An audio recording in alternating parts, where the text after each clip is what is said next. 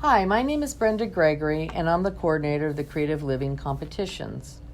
Today I'd like to show you how to submit an entry online. So let's get started.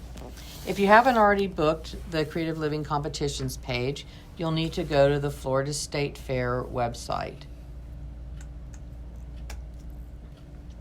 Once you're there, you'll go to the 2020 Fair tab, and from the drop-down, select Creative Living Competitions. So here's our landing page, and this has all the different handbooks. We have over 20 handbooks with different competitions in each one. So I'm going to just do an example. I'm going to submit a holiday wreath. So I'm going to go to Home and Holiday Seasonal Crafts. That's the department. And here's the handbook. So let's just talk about the handbook briefly. All the handbooks are kind of organized in a similar manner.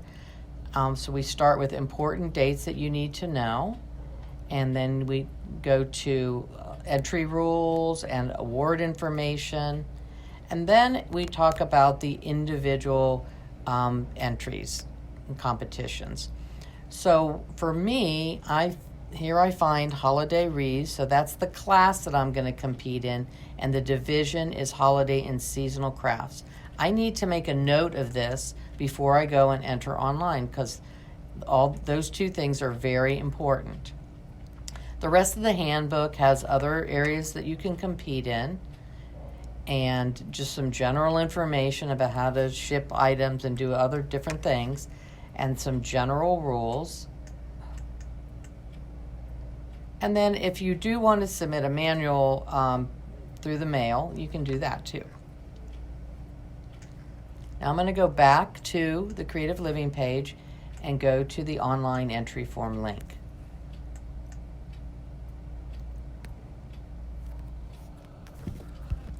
Here we are at the welcome page for the online entry form, and every year of the competition you have to register for the first time, even if you've done this for many, many years. It does not hold your past registrations in memory.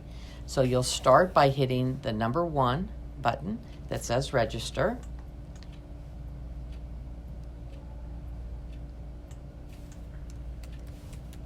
In your name, and then you'll say, I'm an exhibitor, I'm a new exhibitor,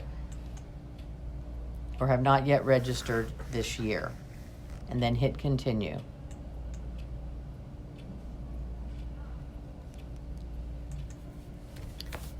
You'll go ahead and complete the form. You'll need to fill out every field that has a blue asterisk by it.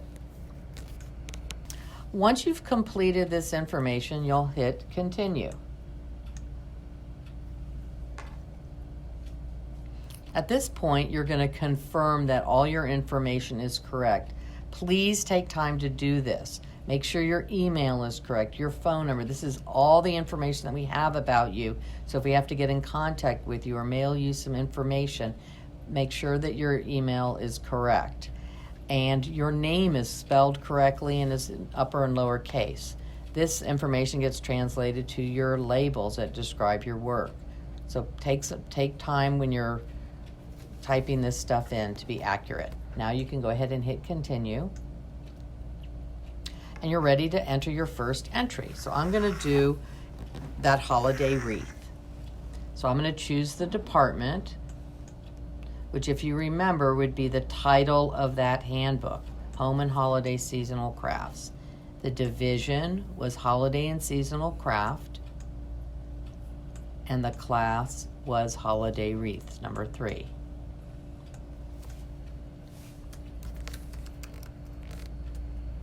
Again, you're only required to do fields that have blue asterisks by them.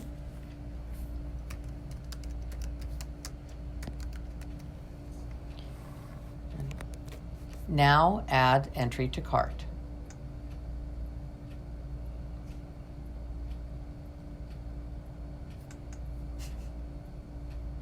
At this point, you can choose to add a new entry or hit continue.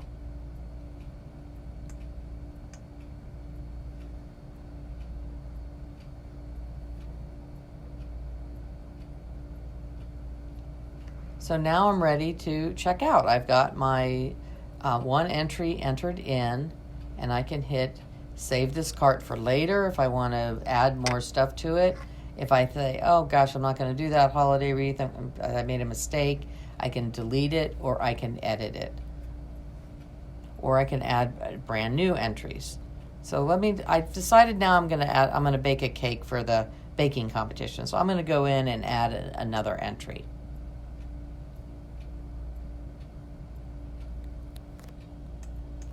And I'm going to go to the baking department. And I'm going to make a cake. And it is going to be a cheesecake. And the name of the recipe is Brenda's Apricot Cheesecake. And once I'm satisfied with that, the way it's spelled, maybe I want to change it to upper and lower case, so I can fix it at this point. And then I'll add entry to cart. So now I'm ready to check out. I have my holiday wreath and my cheesecake entered correctly. And I am going to check out. Here we are at the payment page, and you have a choice of whether to pay later, which means that you would be mailing us a check in the mail. It does not mean that you can sign back in and pay with a credit card. You pretty much have to do that now. So if you're going to pay now, you have a choice of paying with a variety of credit cards, and then you'll just complete that information and then go through the submitting process. But I'm going to show you how to submit without paying up front. So we're going to go with the pay later. And this is the confirmation page where you'll confirm again. You'll get another chance to see if this is accurate. But more importantly, you need to say yes and that you agree to the above statement here. So you want to do that, and you need to hit submit. If you don't hit submit, nothing happens. This just kind of hangs out in outer space here. So I'm going to hit submit.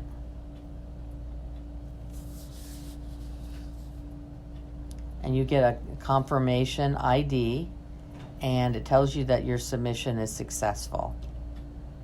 You can also print a detail of your receipt, but note that a copy will be mailed to you if this box is selected. So I want a copy mailed to me, so I'm going to just hit finish. And at the end, it will thank you, and you are done. Once you've submitted your entry, you'll receive an email. And it's important to note that the address of where you're going to mail your check to, and along with your check, you should also mail in that envelope your copy of your receipt. That way we have all your pertinent information along with how much you owe and then your check. And that's all.